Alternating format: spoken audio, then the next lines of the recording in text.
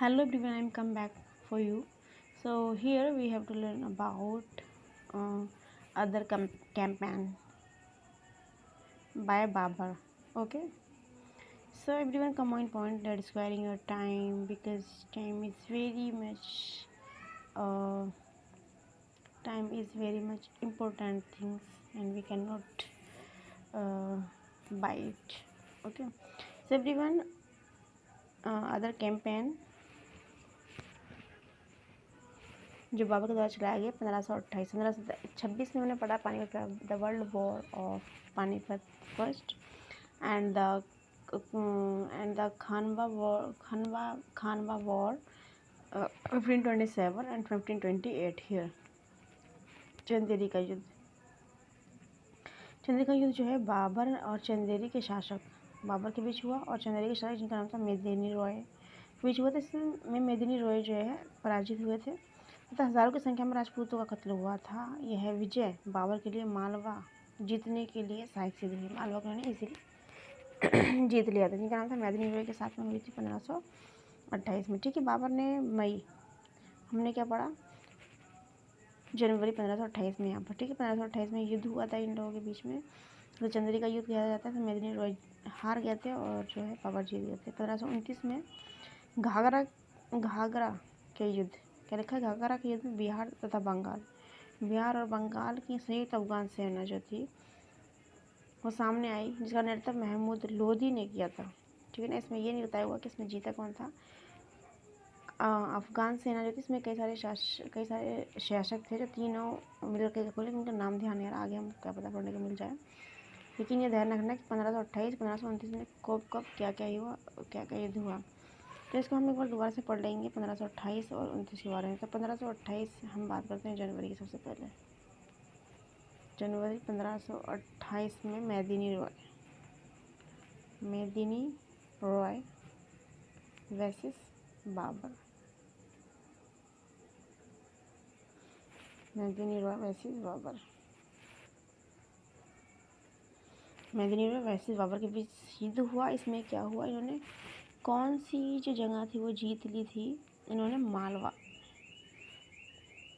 बाबर ने कौन सी जगह जीत ली? मालवा 1528 में। ठीक है, उसके बाद में बात आती है किसके बारे में? 1529 में क्या होता है? 1529 में जो है युद्ध हुआ जिसका नाम था घाघरा का युद्ध, चंदेरी का युद्ध और घाघरा का युद्ध। घाघरा के युद्ध में जो दो जगह थी उस पर जो है इन्होंने विजय प्राप्त की जिसके अंदर था बिहार, इंग्लिश लिखते तो याद रहेगा आपको, Bihar and Bengal. I will write it only in short form. Bihar and Bengal जो था उस टाइम जो ये युद्ध हुआ था किसके बीच? बाबर के बीच में अफगान सेना थी। बाबर वैसेस अफगान सेना, जिसका जो लीड कर रहा था जो लीड करने वाला था वो था महमूद लोदी। जो लीडर था अफगान सेनाओं को वो कौन था? इब्राहिम लोदी। ठीक है, हमने पढ़ा 1528 में मेदिनी रॉय और बाबर का जो बीच में युद्ध हुआ तो इसको जो कहा जाता है चंदेरी का युद्ध कहा जाता है। इसमें 1528 में बाबर ने मालवा को विजित किया, अपने अंडर में ले लिया। 1529 में एक युद्ध हुआ जिसका नाम रखा गया घाघरा का युद्ध। इस घाघरा के युद्ध में बिहार और बंगाल जो है ये इसके बीच इनको जीतने के लिए युद्ध हुआ था। इसमें के अंदर अफगान सेना एक तरफ थी तो दूसरी तरफ बाबर थे। और इसमें क्या हुआ था कि अफगान जो सेना थी उनको लीड जो कर रहे थे उनका नाम था महमूद लोदी, जो इसको लीड कर रहे थे। ये हमने समझा। अब one come point next we will read Babur का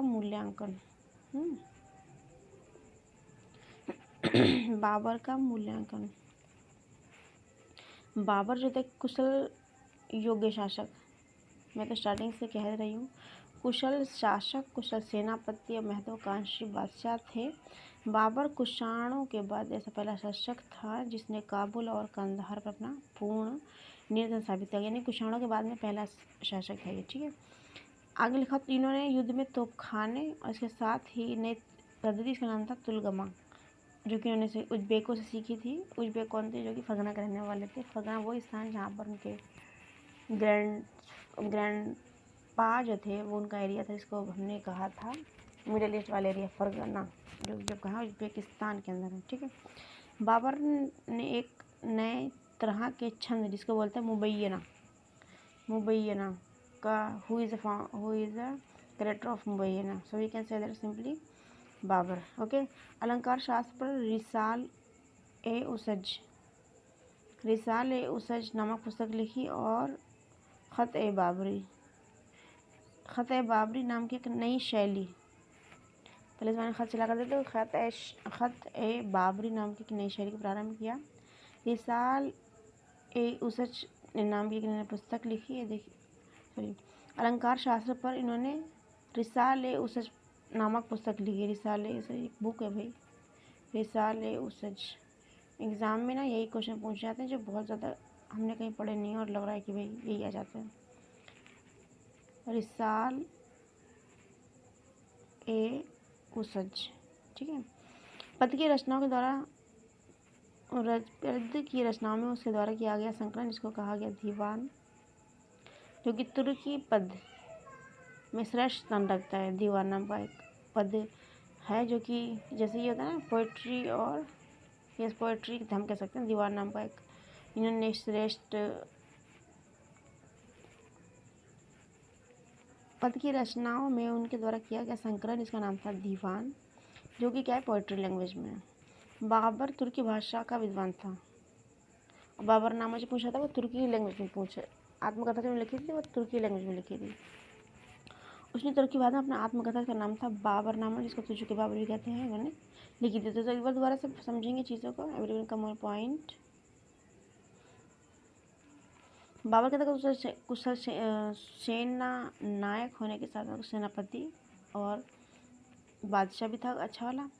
कुषाणों के बाद में सबसे ज़्यादा जो एरियो पर जो विजेता रहा वो कौन था? बाबर था। उसने काबुल और कंधार पर अपना पूर्ण स्थापित कर लिया अधिकार। बाबर ने पहली बार तोपखानों का यूज़ किया था। इसके साथ साथ उन्होंने एक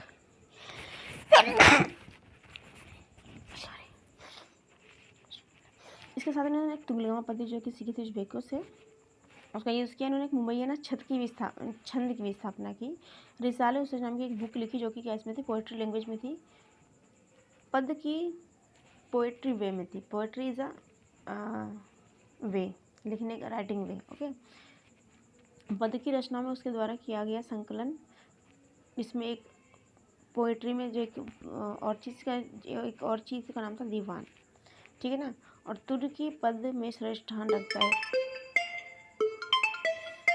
बाबर तुर्की भाषा का विद्वान था। तुर्की भाषा में